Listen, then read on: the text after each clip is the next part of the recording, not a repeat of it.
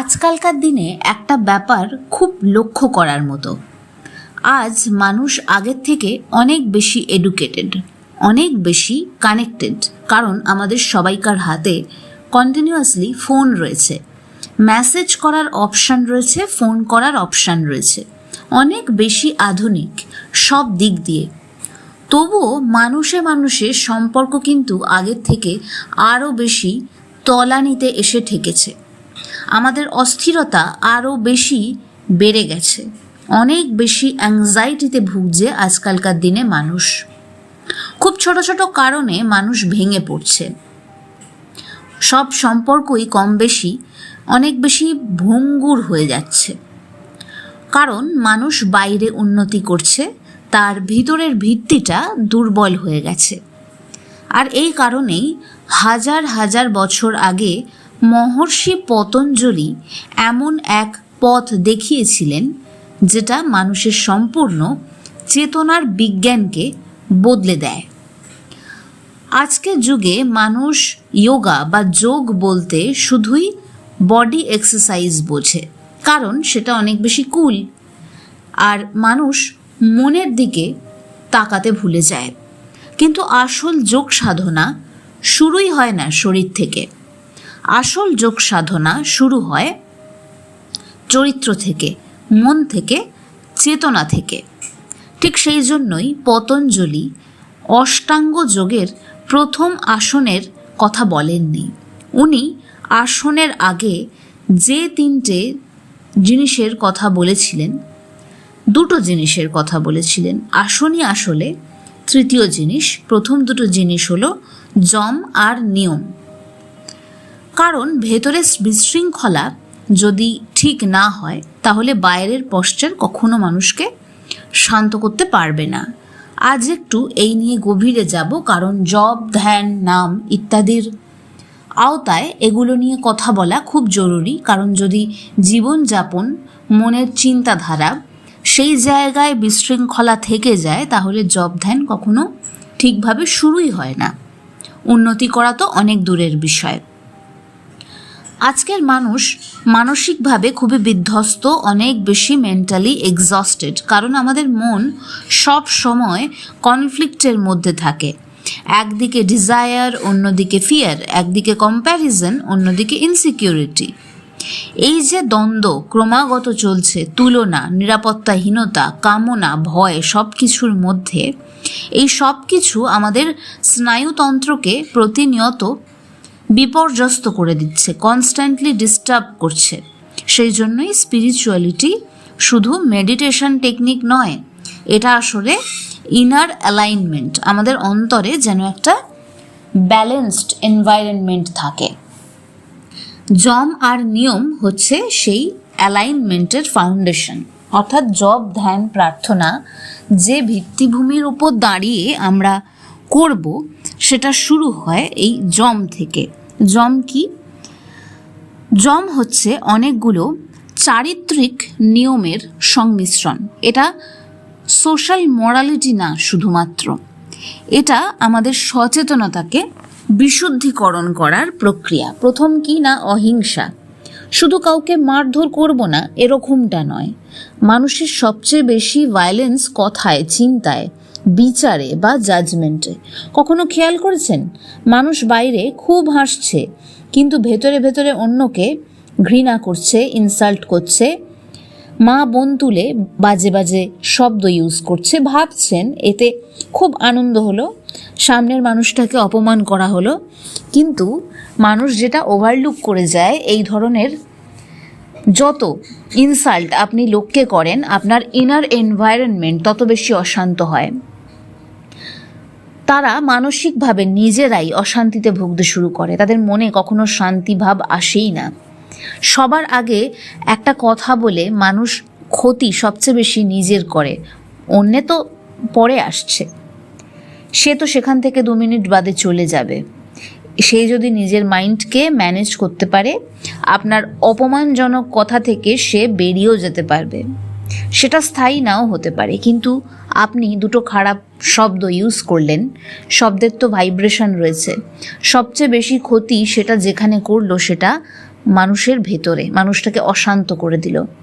Continuous aggression ভেতরে তৈরি হতে থাকে। এই যে হিডেন অ্যাগ্রেশন ক্রমাগত ভেতরে তৈরি হচ্ছে, এটা কিন্তু মাইন্ডকে খুব অশান্ত, অস্বাস্থ্যকর, হেভি করে দেয়। সেই জন্যে রাম ঠাকুর নামের ওপরে এত জোর দিয়েছিলেন, কারণ সত্যিকারের নাম মানুষকে নম্র করে, সহনশীল হতে শেখায়। আমরা যত নম্র হব, যত বেশি সহনশীল হব, যত বেশি নামের পথে থাকব, ডিট্যাচমেন্ট এটা অনেকটা সহজ হয়। আপনি কোনো কিছুকে অবলম্বন না করে নিজেকে ঘটনা থেকে ডিটাচড সহজে করতে পারবেন না। তাই নামটা হচ্ছে একটা অবলম্বন। আপনার ফোকাস যদি কন্টিনিউয়াসলি নামে থাকে, তাহলে চারপাশে ঘটে যাওয়া ঘটনা থেকে আপনি মেন্টালি, ইমোশনালি, সাইকোলজিক্যালি চট করে ডিট্যাচড হয়ে যেতে পারবেন। যে হৃদয়ে নাম জাগে, সেখানে নিষ্ঠুরতা আস্তে আস্তে মিলিয়ে যায়। যমের দ্বিতীয় কি? সত্য। প্রথম ছিল অহিংসা, দ্বিতীয় হচ্ছে সত্য। এটা কিন্তু লোকের কাছে সত্য বলা নয়, নিজের কাছে সত্য বলা সবার আগে। অনেকে বাইরে স্পিরিচুয়ালিটি নিয়ে অনেক কথা বলে, কিন্তু ভেতরে তাদের অহংকার লুকিয়ে রয়েছে। এই যে ভেতরে অহংকার অথচ বাইরে আমি নানা রকম আধ্যাত্মিক কাজকর্ম করছি, একটা দ্বৈত ভাব মনকে ডিস্টার্ব করে দেয়। সত্য মানুষের সচেতনতাকে আরও বেশি তীব্র করে, আমাদের অন্তরের পরিবেশকে শান্ত করে, অনেক বেশি ব্যালেন্সড করে। তৃতীয় কি না? অস্তেয়। শুধু চুরি নয়, অন্যের শান্তি, অন্যের মনোযোগ, অন্যের এনার্জি আননেসেসারিলি কনজিউম করাও কিন্তু এক ধরনের স্টিলিং, চুরি করে নেওয়া। আজকের পৃথিবীতে কন্টিনিউয়াস কম্প্যারিজন চলছে। মানুষ নিজের অজান্তেই পাশের মানুষটার সাথে নিজেকে কম্পেয়ার করে ফেলছে। আর এই যে ক্রমাগত অন্যের সাথে নিজেকে কম্পেয়ার করছি বা মানুষ করছে, এতে ভেতরে ভেতরে একটা খালি ভাব তৈরি হয়, ভয়েড তৈরি হয়। যখন মানুষ নিজের পথ ভুলে যায় না, নিজের আইডেন্টিটি ভুলে যায়, তখন মাইন্ড অশান্ত হয়ে যায়, রেস্টলেস হয়ে যায়। চতুর্থ কিনা? ব্রহ্মচর্য।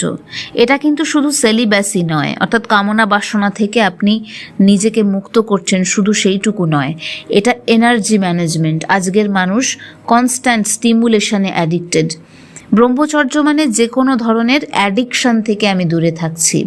সেটা কন্টিনিউয়াস অটো পাইলট মোডে আমরা যে অনেক সময় রিলস দেখতে ব্যস্ত থাকি, কী দেখছি জানি না, কন্টিনিউয়াস দেখবেন স্ক্রল করে যাচ্ছি, এরম পরিস্থিতি আসে।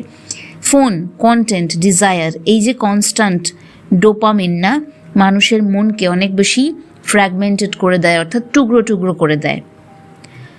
ব্রহ্মচর্য মানে হচ্ছে এনার্জিকে ছড়িয়ে ছিটিয়ে না রেখে একটা উচ্চতর, উন্নততর দিশা দেওয়া। কন্টিনিউয়াস নতুন জিনিসের আস্বাদ পেতে পেতে মানুষের শরীরের মধ্যে এক ধরনের হরমোন ক্ষরিত হয়, সেটা হচ্ছে ডোপামিন।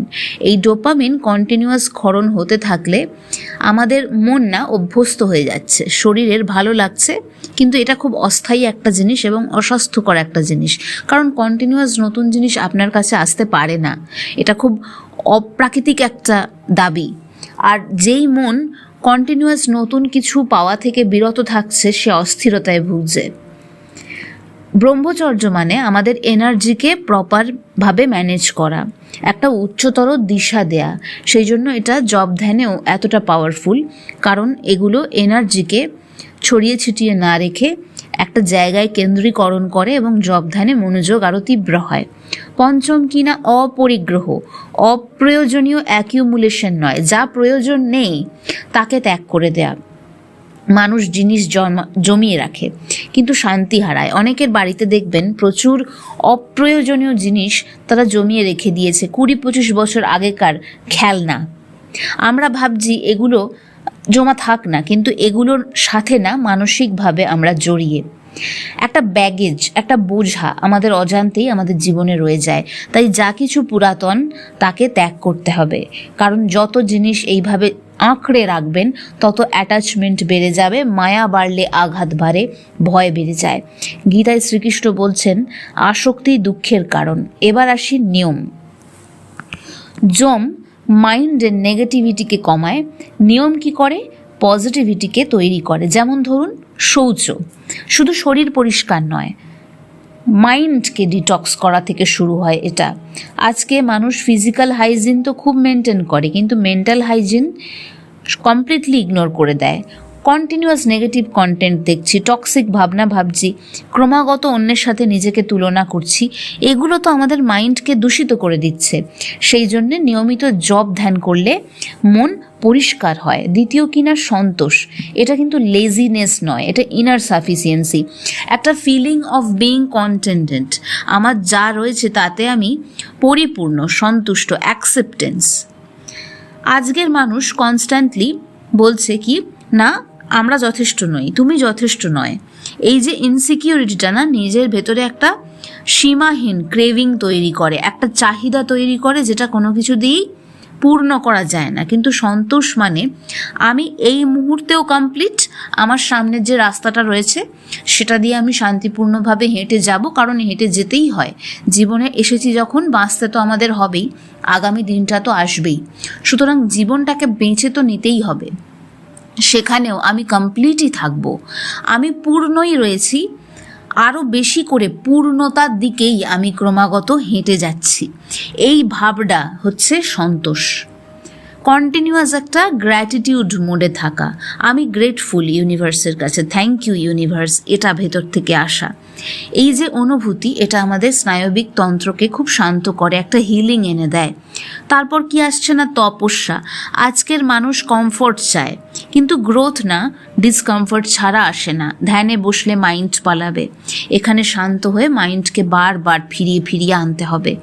জপে খুব বোরডম আসবে, তবুও সেটাকে কন্টিনিউ করতে হবে। এই যে কষ্ট হচ্ছে অথচ কন্টিনিউ করছি, এটাই হচ্ছে তপস্যা। সেই জন্যে গৌতমানন্দ মহারাজ বলেছিলেন যে গাছ লাগিয়ে পরের দিন ফল খুঁজছো নাকি। স্পিরিচুয়ালিটি ধৈর্য চায়। এরপরের যে কথাটা বলবো, পতঞ্জলি অষ্টাঙ্গ যোগে যে বিষয়টিকে উল্লেখ করেছেন সেটা হচ্ছে স্বাধ্যায়, ভালো বই পড়া, অর্থাৎ ভালো সঙ্গ। নিজেকে একটা ভালো সঙ্গে রেখে নিজের অধ্যয়ন করানো, নিজের অবজার্ভ করা। গীতা শুধু পড়ার বই না, এটা তো মিরর। প্রতিদিন যদি একটা শ্লোকও কেউ গভীরভাবে ভাবেন, আমাদের মন আস্তে আস্তে না ট্রান্সফর্ম হতে শুরু করবে। তারপর হচ্ছে ঈশ্বর প্রণিধান, এটা খুব গভীর, সারেন্ডার। আজকের মানুষ সব কিছু কন্ট্রোল করতে চায়, এর মধ্যে একটা ইগো দেখানোর ব্যাপার রয়েছে, ইগোর জয় জয়কার রয়েছে, কিন্তু এই কন্ট্রোলটা ছেড়ে দেয়া, এখান থেকে অ্যাংজাইটি আসে। সারেন্ডার করা মানে পরাজয় স্বীকার করা নয়, এটা মনে রেখে দেয়া যে সমগ্র মহাবিশ্বের যিনি দেখভাল করছেন তিনি আছেন, আমি তার উপরে ভরসা করতে পারি, আমি একা নই। এই যে অনুভূতিটা, সীতারাম ওঙ্কারনাথ ঠাকুর তাই ভক্তদের বলেছিলেন, হরে কৃষ্ণ মহামন্ত্র জপ করলে ভগবান ভক্তের সব ভার নিয়ে নেন। প্রকৃত সমর্পণ কটা মানুষ করতে পারে? কারণ নাম ধীরে ধীরে ভেতরের বোঝাকে না নরম করে দেয়। এবার বলবো আসুন, আজকের মানুষ যোগাকে বডি ফ্লেক্সিবিলিটি বানিয়ে ফেলেছে, কিন্তু আসল উদ্দেশ্য শরীরকে ধ্যানের উপযোগী করা। যখন শরীর কনস্ট্যান্টলি রেস্টলেস, মাইন্ডও রেস্টলেস হয়, সেই জন্যে একটু প্রপার পশ্চাৎ দরকার হয়। তাই জন্যে একটু যোগাসনের দিকে মনকে নিয়ে যান,